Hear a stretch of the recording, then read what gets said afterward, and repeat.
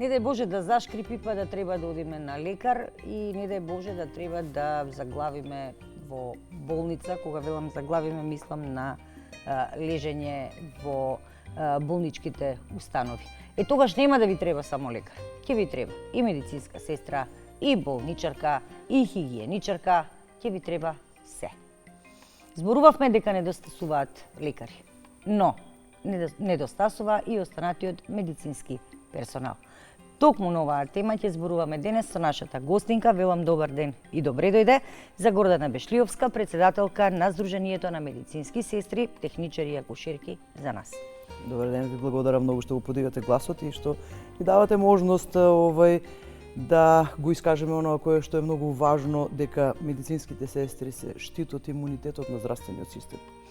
Состојбата со лекарите во Македонија не е на завидно ниво, но еве се наоѓа начин како тоа да се реши, па во голем дел од болниците во внатрешноста, како и во скопските, се разбира ќе се пополни тој број на недостаток на лекари со специјализанти. Но во неколку прилози слушнавме, уморни се веќе медицинските сестри. Видете, Унијата на Сдруженијата на медицинските сестри континуирано зборува за сето ова, за сите овие системски прашања. Многу пати сме кажале дека нашите проблеми се делат на системски и на синдикални, каде што ги двоиме сите оние моменти за здравата работна околина и оние работни услови кои што во моментот треба да бидат исполнети и безбедноста на здравствените работници за да може да се проектират здравствени услуги се со цел за подигање на вредноста на пациентите. Ние се што треба да правиме само за да го подигнеме нивото на здравствената состојба на нацијата во државата и од тие причини мора да има еден многу сериозен пристап према здравствениот систем кој што го сочинуваат според последните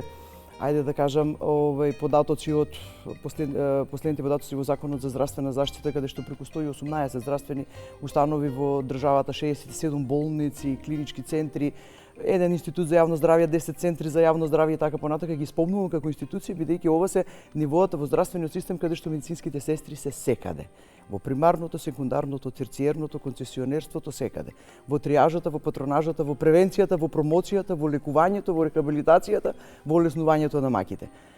Многу е жалосно кога зборуваме за медицинските сестри само кога имаме ситуации како што беше последната масовна несреќа во Кочани и сите некои други такви состојби во кои што само тогаш зборуваме. Медицинските сестри не се само бројки, тие се ако во здравствениот систем е имуниот штит на државата, медицинските сестри се имунитетот на здравствениот систем. И тоа така треба да се свати. Медицинските сестри до сега никогаш немаа приоритети за операционализација на потребите кои што ги имаат. Секогаш само се зборува за медицинските сестри, секогаш само излегуваме со податоци за нашите недостатоци, колку сме потребни или непотребни. Јас веднаш ќе кажам на сите овие проекции за кои што се зборува за вработување на доктори, дали од општа пракса, дали лекари во сите специјалности, веднаш треба да размислувате на проекција на 2 до 3 медицински сестри на вработување на еден лекар. И во ситуација кога ние немаме континуирани конкурси, кога нашите медицински сестри во овој момент кои што се завршени и чекаат за да влезат во болниците на работа, и сите оние кои што се во болниците во статус договор на дело, живеат по секојдневно неизвестие заради непостоење на конкурсите, ние ќе го имаме и ќе го иницираме ваквиот дефицит на медицинските сестри и за жал ќе се почесто и почесто ќе ги гледаме како ги надополнуваат дефицитите во регионот Европа и секаде каде што се тргнати условите за финансиски согласности. Знаете, јас се вратив ноќеска од конгрес од Белград, каде што беше собрана специјализацијата на ендоскопската хирургија, врвни лекари специјалисти од истата област, каде што беа и сестрите од хирургијата од регионот и од Европа, каде што се зборува на високо ниво за високо стручни професионални специјални области и специјализираности на медицинските сестри и отворени конкурси каде што под ниеден немате никаков услов за да конкурирате и за да остварите редовен работен однос. Затоа сакам да апелирам генерално и да се надоврзам на сите овие искажувања кои што беа и од Сдруженијето на младите специјализанти. Значи, проекциите се многу важни со соработка меѓу Министерството за образование, здравствените институции, се она што ни треба, колку ни треба и сите оние проекции кои што ги имаме во болниците. Меѓутоа, важно е секаде таму да бидат медицинските сестри. Јас ќе ви направам една разлика што значи во Македонија да бидете доктор, а што значи во Македонија да бидете медицинска сестра. Во Македонија да бидете лекар, значи дека може да си ја спомнете лекарската комора, значи дека може да зборувате дека имате лиценца, значи дека може да кажувате дека имате одговорности, значи може да се браните по основ на одговорностите и како носители на здравствената дејност. А да бидете медицинска сестра не сте останати од медицински персонал и тоа во колективната свест мора да се промени и во министерските гарнитури секаде. Медицинските сестри заслужуваат, а немаат сектор за сестринство во Министерството за здравство. Очекуваме од новиот министер конечно да добиеме и ние министер за здравство. До сега медицинските сестри немаа министер за здравство. Немаа свој сектор. Се она што го зборувавме, се она што го кажуваме, се она што го проектираме како решенија за сите наши проблеми, едноставно ги решаваат други кадри и ги решаваат други кадри од други области. Апелирам најсрдечно и на нашата средба со министерот кој што брзо ќе ја оствариме и побараме во име на Унијата и на Сдруженијата, дека медицинските сестри треба да бидат таму каде што се зборува за сестрите, таму каде што се одлучува за сестрите, таму каде што се носат решенијата за сестрите. Средните медицински училишта во државава имаат голем број на ученици, но на крајот на секоја генерацијска година, значи кога ќе стасаат матуранти, пола од нив фалат во образовниот систем во државата.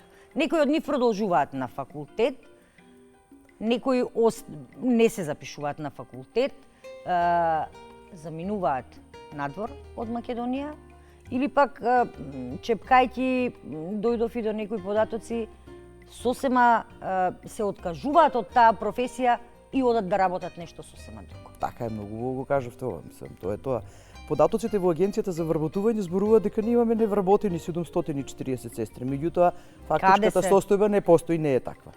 Меѓутоа, ние навистина имаме невработени медицински сестри. Вие ако ги земете во предвид бројките на сестрите договор на дело во болниците, и тие не се вработени со оглед на тоа дека не се водат во делот со значи осигурувањата во редовен работен однос. И доколку сега се распишат конкурси одма и веднаш, и сите овие кои што се во моментот статус договор на дело во болниците и се вработат, тоа не значи дека ние ќе го намалиме дефицитот на сестрите. Ние со овие сестри кои што постојат во овој статус во овој момент имаме многу голем дефицит. А имаме во моментот една, ајде така да кажам, ситуација на исчекувања за нивните вработувања кои што полека ги одлеваат, заминуваат не во приватното, заминуваат надвор од државата и ова последното што го спомнавте заминуваат од професијата, нешто што е во последно време голем тренд и значи и понатака интересот голем за запишување во средните медицински училишта и во високите и сега нели во наредниот период во академските студии на медицинските сестри, меѓутоа незадоволството се големи, синдромот на соборување се повеќе ги достасува медицинските сестри од неизвестноста, од непризнаеност на образованието, од неможноста да се пронајдат во институциите по своите работни компетенции и работни задачи, од непостоењето на авторитативноста, од тоа што се марионети на секој здравствен систем, од политичката реторика, од националното пребројување и сето тоа иницира незадоволство кај пациентите. И ние треба да бидеме свесни дека здравата работна околина не е секогаш иницирана само од платите и платеноста по одговорноста. До кога медицинските сестри ќе работат без лиценца?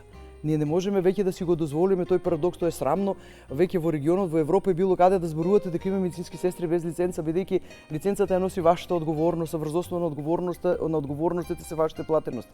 Ние повеќе не можеме да зборуваме за сестри кои што ќе ги добиете на конкурс, а не знаат што ќе работат.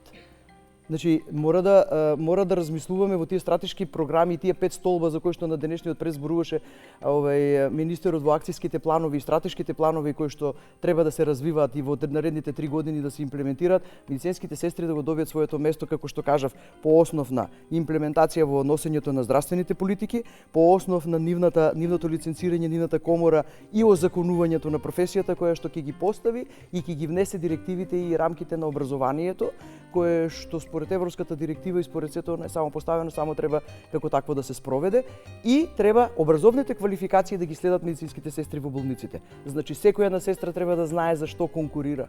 Секоја една болница која ќе ги искаже своите потреби како што зборуваат лекарите, толку анестезиолози, толку интернисти, толку педиатри, вие треба да знаете толку сестри во хируршкиот оддел, толку сестри во интензивното лекување, толку сестри анестетичарки, толку сестри акушерки или значи сестрите имаат свои специјалности, ние имаме насоки во кои што специјализираат сега како такви, а тие специјализираат, завршуваат, се враќаат како високо професионални образувани кадри во болниците, а немаат можност да им бидат признаени компетенциите и да им бидат признаени образовните квалификации.